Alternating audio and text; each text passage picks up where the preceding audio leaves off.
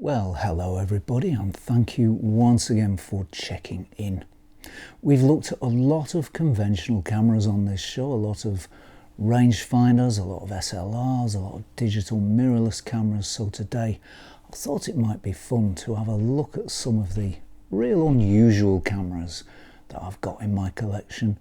So that's what we're going to do today. We're going to have a look at 4 very unusual photographic oddities. And the cameras that we've got today are the 1937 Perma Special, the 1980 something Canon 110 ED, that's a little 110 camera. We've got the extraordinary 1950 something, I think it's 54 Kiev IV, or is it 3A? I think this is the 3A. This is a very, very early Kiev camera. And finally, we've got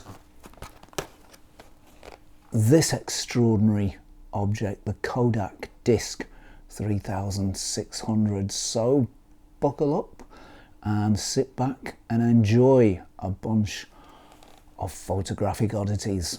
So let's begin with the first of those cameras, and if you're interested in oddities, this one won't disappoint. The 1937 Perma Special, made entirely of Bakelite. This camera shoots 127 film. It's a sort of a trapezoidal shape. It's extremely simple. There's 3 controls on the top there. The back, we've got 2 windows on the back because this camera takes 127 film, which you can still get 127 film. There's quite a bit of it about. The back just pulls off. There's a little sort of cutout for your fingernail there on either side, and so the back will just pull straight off. Let's look at the finish on the body though first, and we've got, as I say, it is entirely a Bakelite camera. This must have looked really, really modern in its day when you think back 1937. So the latest material, Bakelite, a plastic artificial material, and don't forget we're only 30 odd years away from the end of the Victorian era, and so this must have really been quite futuristic.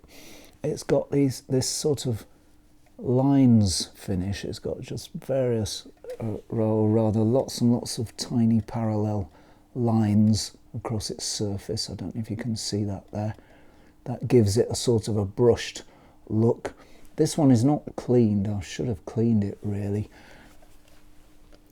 Let's take the lens cap off. Whoop. And the lens is on a spring, and it just springs out as soon as you release that Bakelite screw-on lens cap there. So there we are, there's the lens, a Beck and a Stigmat f6.3.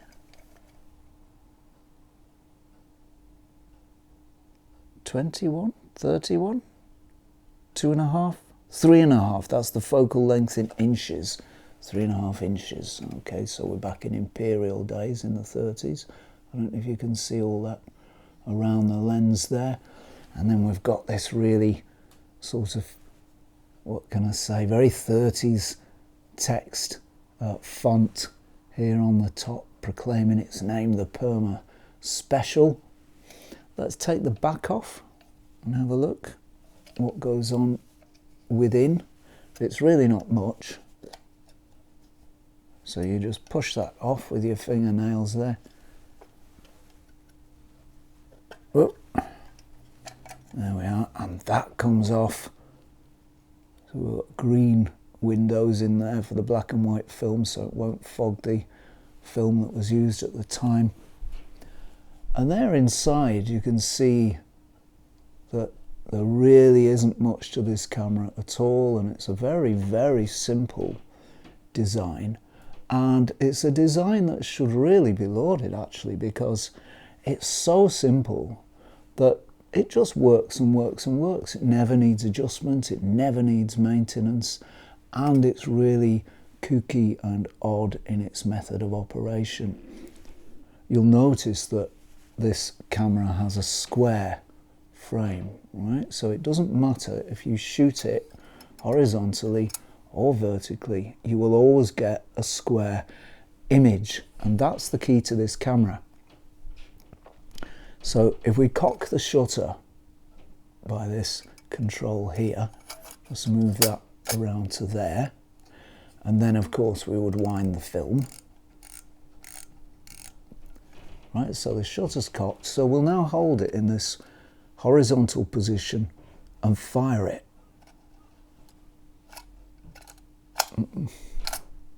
Will we fire it? Let's put the back on. Okay, back's back on. Now we'll fire it in the horizontal position. Okay, so now we'll fire it in this position. Note the speed. That's fast. That's slow. And horizontal is medium, and that's all you do to change the shutter speeds. As far as I can tell, slow speed is 1/25th, medium is about 1/50th, although it does sound slower, and fast, as far as I can tell, is I think around about 1/500th or maybe 1/400th. Actually, that's slow, isn't it? So fast is that's said to be about 1/400th. Whether it's still accurate after all these years, who knows, but certainly there isn't very much to go wrong. Now, as I've said, this must have been really quite something back in its day. It was designed by a gentleman called Raymond Loewy, who's a very famous industrial designer. It was the first camera, I believe, to use, although it has a glass lens, that is actually a glass lens, the viewfinder, as far as I'm aware, is plastic. And apparently this was the first camera to use plastic elements in its viewfinder. And astonishingly, if you look through it, there's no degradation, there's no fogging, there's no loss of clarity. So whatever plastic was used at that time, it was really very high quality plastic, and it's really stood the test of time, because this camera is now very nearly 90 years old. It's certainly in its mid-80s. You can still get 127 film. It's actually still spooled up, I believe, from 120 film. So you could still go out and shoot this camera. Whether anybody actually will, who knows, but it certainly would be a fascinating experiment. Right, I'm really excited to check out this camera, the Codeup Disc 3600. These were a big deal when they came out, and this one is the, I think I'm looking at the back of the box here, this one is the or was rather the second to the top range. There was a 4000, but that was a rare and precious beast. So this is the 3600, and it's got a 5-year warranty, although I think that might have run out. So the disc cameras were sold during the 1980s, and the thing about the disc cameras was they had a very unusual film, and it was arranged in a disc shape, a little bit like a record or a CD. So they were all coming out at the time. Oh gosh, we've got loads of paperwork in this box as well. Look at all that. She's happy with it, look at that. So here is the camera, and it was made to, there's the camera, look, has it got a cover on the lens? I'm not sure how to use this camera.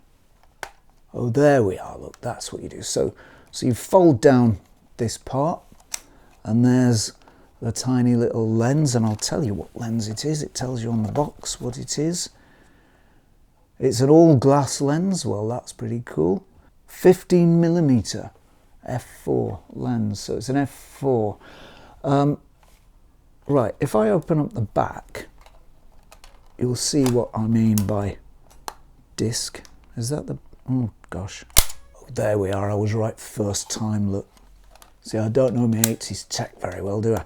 So we just pull up this lever on the top here, like that, and then the back will open, and there's the film chamber.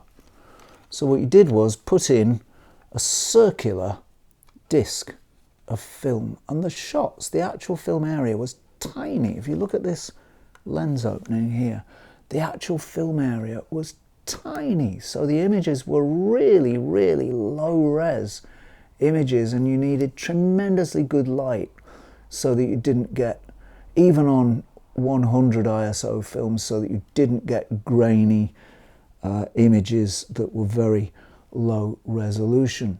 There probably is some disc film still available, and you probably could get it developed. So again, just like the Perma camera, this would be an interesting experiment to shoot. But I bought it, and I bought it very cheaply because, you know, it's a completely dead photographic system. I think it was a couple of quid. I bought this because it's a nice part of a collection, and if you're interested in the progression of photographic technology as I am, this is an important part of that progression. This was part of how you sell film and film cameras, mostly film I think, to consumers who don't do a lot of photography, probably have a 110 camera or two knocking about somewhere. How do you get them to buy into a new system? Well, what you do is you make it disc shaped and exciting, just like those new fangled CDs that are coming out, and you can get all your favorite Frank Sinatra tracks on. So this was a great little camera in its day. So there we are, a lovely little piece of kit, all ready and sitting in its box. I think this one definitely for posterity. Okay, well, our next camera is this one, Canon 110 ED. This is a little 110 camera, and these were quite popular in the 70s and 80s, and to some extent even up to the 90s. 110 was a very small film format, around about the same, a frame of it is around about the same size as a frame of 16mm movie film, or a similar size to a micro 4/3 frame. So it's a reasonable sort of photographic medium. Not so small that it's going to be too grainy, and not so big that it makes a big camera. The whole idea of the 110 system was that it was small, and it certainly achieved that. So most 110 cameras you could get back in the day were consumer cameras, and a lot of them had plastic lenses, fixed focus, 1 or 2 speeds, and so the image falling on that film wasn't so great. It was coming through a plastic lens, not so many speeds, no real ability to focus, and so you got a very average looking image, and that combined with the small size of the film meant that that image was very average indeed, until cameras like this came along. This has a nice glass lens, a 26mm glass lens, f2 aperture, and this camera has a little trick up its sleeve, because not only does it have focusing, it has rangefinder focusing. Check this out. On the top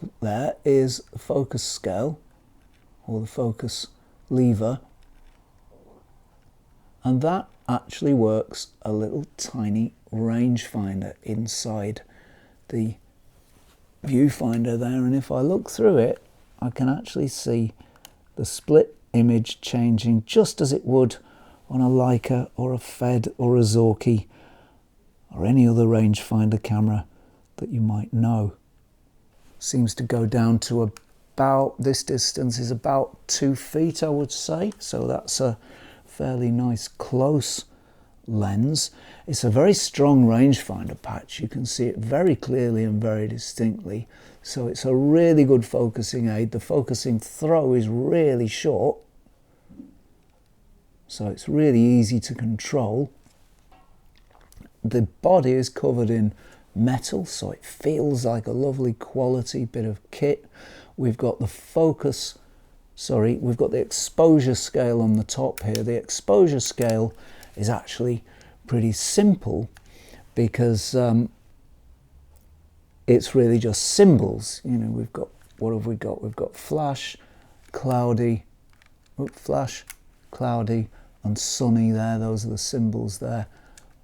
And there's the little lever to move it. So that's really simple exposure. That's not going to fool anybody. We've got, I think, a hot shoe on the top here. And we've also got, this was pretty cool back in the day, a date function, so it will actually imprint the date and the day on your image, and there are little rollers there to actually move that and change that date. Isn't that amazing? Actual little physical controls to do that with. We've got flash on, oh no, battery check here. So that's to check the battery. We've got no battery in at the moment. Wind the camera on underneath, so it's right where your thumb goes. It's nice and easy. So it's just right there where your thumb goes, so you wind it on. And it's a bit of a noisy shutter.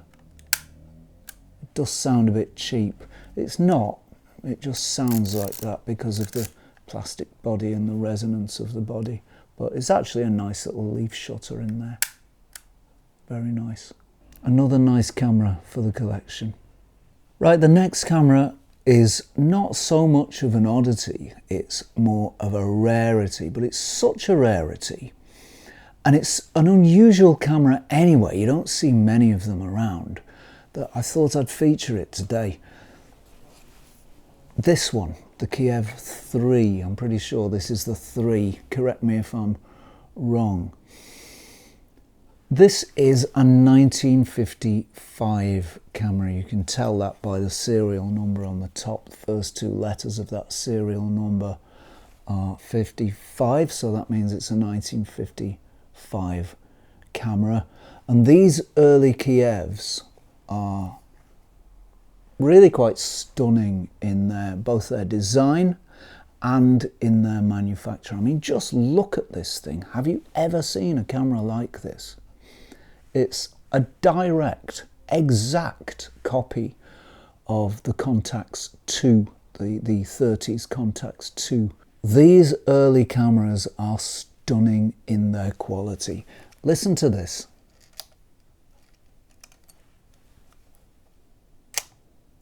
That's so quiet. I really should have included this camera in the Shutter Sounds episode a couple of weeks ago. It's just so quiet, and the aura of mechanical precision that comes from this camera has to be felt to be believed. I hope it comes across in the video. I'm not sure quite how much of that quality will come across in the video, but it's just stunningly, beautifully made. It's an extraordinary object right from the age of machines, the age of analog technology, before there was digital technology, before even there was that much electronic technology as such.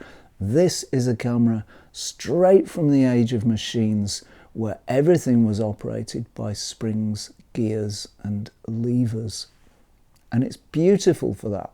Absolutely beautiful.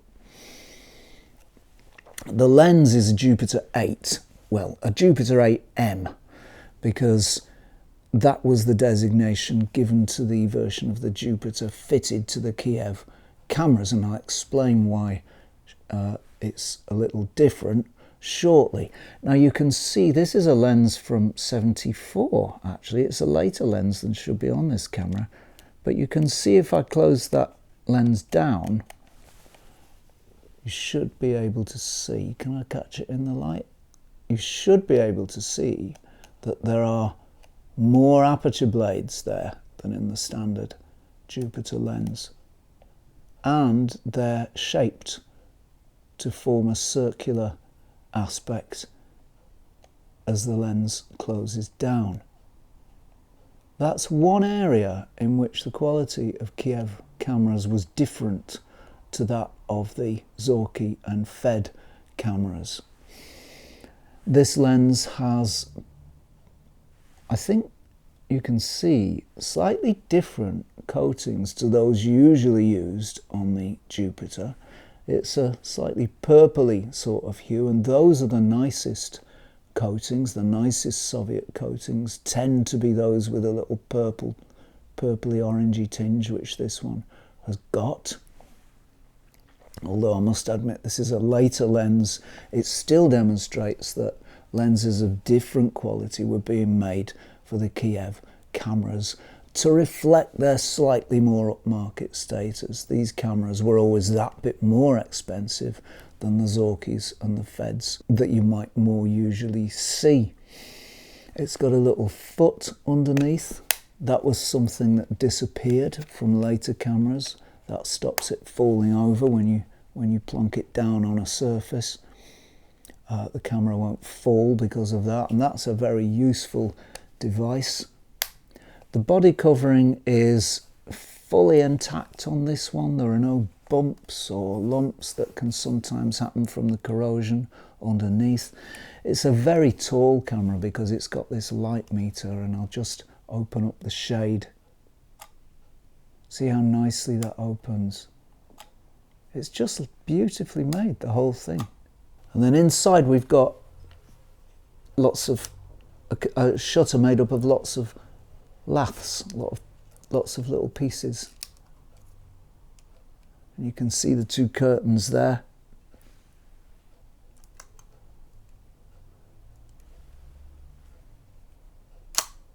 So no Leica style cloth shutter going on here. This should be half a second. That's a fairly long half a second, but we'll forgive it. This camera has a bayonet mount, and it has a very long rangefinder. Look at that. The Leica standard would have the window about here, but this camera has it here, so a very, very long rangefinder for far better accuracy, allegedly, though I've never had a problem with the Leica standard distance of rangefinder. You focus by this wheel here. The focusing helix is inside the camera body, and that's why the lens is different. So as I turn that, you'll see it emerge from here. There's the helix there, just inside the body. It's nice and easy to focus, but the lenses are not particularly easy to mount, I must say. This is an early design of bayonet, and while some of these lenses use the inside part of the bayonet to mount, others use the outside part to mount, and some of them really can be very tricky to mount. The Jupiter 9 is a very difficult lens to mount on here. So it's a system that's not without its quirks and even some difficulties, but I thought I'd show you this one today because this is a camera that I've not parted with, and I've not parted it for a reason.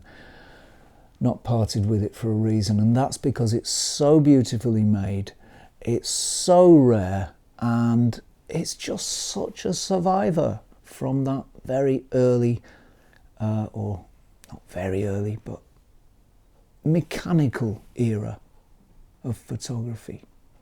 So there we are, a lovely piece of kit, a beautiful one for your collection, and one that you can use every day as well, should you want to. So, ladies and gentlemen, boys and girls, and anybody else too, those are my 4 oddities for today. I hope they've been interesting, and I hope you've enjoyed seeing some of these more unusual cameras that I don't usually concentrate on, and of a kind that I don't usually look at. So there we are, that's it from me for today. I do hope you found this episode enjoyable. I hope you've found some measure of use from it. Please do ring the bell, like and subscribe if you approve and if you've enjoyed this episode. Many thanks go to subscribers. Thank you very much for your support, and many thanks also go to patrons. Thank you very much for your support. If you'd like to support this channel, you like the content and you think you'd like to become involved in supporting it, you can do that over at www.patreon.com/Zenography. And as usual, if you're not doing anything too much around this time next week, please do check in for a spot more Zenography. Cheerio all. Thanks for watching.